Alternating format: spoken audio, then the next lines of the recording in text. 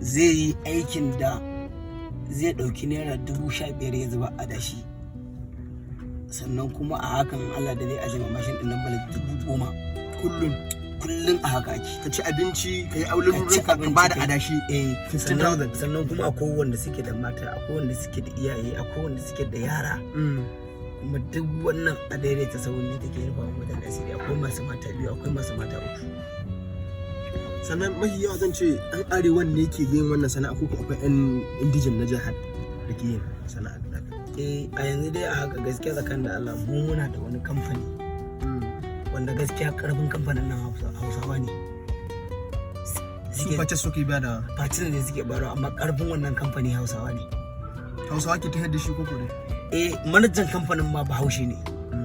Amma kuma yawanci direbobin kamfanin kusan gaba ɗayansu Hausawa ne. Kuma 'yan arewa ne. Yawa 'yan Bauchi, 'yan Kano, 'yan Jigawa, 'yan Hadeja, duka akwai a wurin a cikin kamfanin nan da ake hawa mashin. Sannan kuma mashinan kamfanin nan dan rage maka ƙarya sun kai 700. Duk kuma cikin ƙwaryar garin Enugu. Kuma duk a cikin ƙwaryar garin Enugu ne. Kuma iya wannan kamfanin, kuma irin wa'annan kamfanonuwan suna da yawa a garin nan. Banda wanda masu siyan famanin irin private din na gida haka masu siya. Mu yi bayani ko mu misalta abin da ke da alaka da nasara. Idan ka kalli shekarun da kai kana wannan sana'a, kai nasara za a ce? To ai gashi nan ne, mu dai muna hawa ne, amma dai har yanzu kan ban ce gashi nan na taka tsaunin da zan iya cewa na bata da saura da shaura. Dan ko na bar wannan sana'ar na ce na canza wata sana'a na koma wata sana'a na daban. To domin Allah sai na ƙara dawowa, dan ba na jin daɗin wancan sana'ar da na koma. Dan ka gani nan yanzu haka na yi motoci kwaya 3. Mota wannan ta na kuku da mota golf. Ina yin lodi kamar daga angon ba zuwa ta Herrami. Kuke kayi wannan sana'a? Na yi wannan, amma gaskiya duk ban gane mata ba. Na ƙara dawowa kan adire saboda dai saboda da ita na kusa. A takaice za a ce anan ka samu abun da kake so na natsuwa ne ko menene? Duk a cikin adire ta sahun ne. Ban taɓa yin noma na noma buhu 5 ko 6 ba. Amma ni a yanzu haka mata na 2, kuma ni duk da adire ta sahun ne, kuma da ita nake ci da gida. Mu kalli wani abu da yake dan yawo a kaina. Yanayin abin da bature yake cewa language barrier, irin matsalar me aka cewa yare. Yaya ake farawa? Misali ka zo daga arewa baka jin turanci, kila baka jin yaren su, yaya? To domin Allah lokacin da ni na fara zuwa garin nan ma ni ban san menene ma how much ba. How much? Wallahi ban san shi. Babban magana. Wallahi tallahi. Kuma an zo za a yi magana ta business. Kuma su ba su jin Hausa ne. Kuma su ba sa jin Hausa. Kai kuma baka jin turanci. Kuma ni bana jin turanci, bana jin Igbo. Igbo dama Igbo ne yawan su. Dai babban magana. To da ina aka fara? Yawa to ni domin Allah akwai lokacin da ni ranan da na fara zuwa garin nan aka tare ni, ina da wani uban gida ana ce mai Hashim Audu.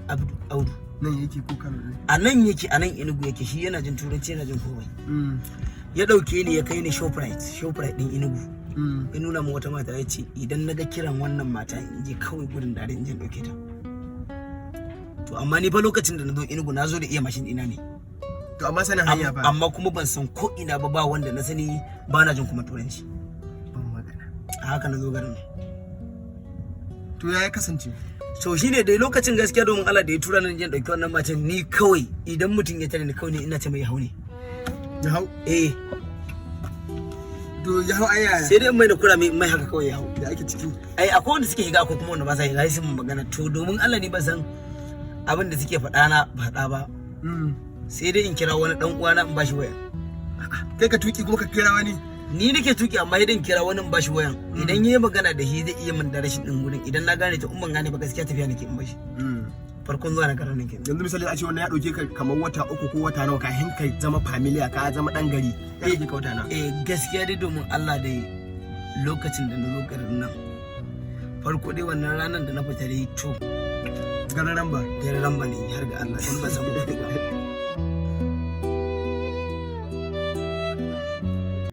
Idan aka kwatanta da wancan lokacin da kake dan koyo zuwa yanzu, kila kayan familia da garin ka san yadda hudu take. Yanzu kana jin yaren su ne ko ya ake ci? Ina ji kaɗan. Wani abu zai shahi irin wannan hudu a je waje kana yi duk kana da shi. Ina ji da broken. Ina ji sosai.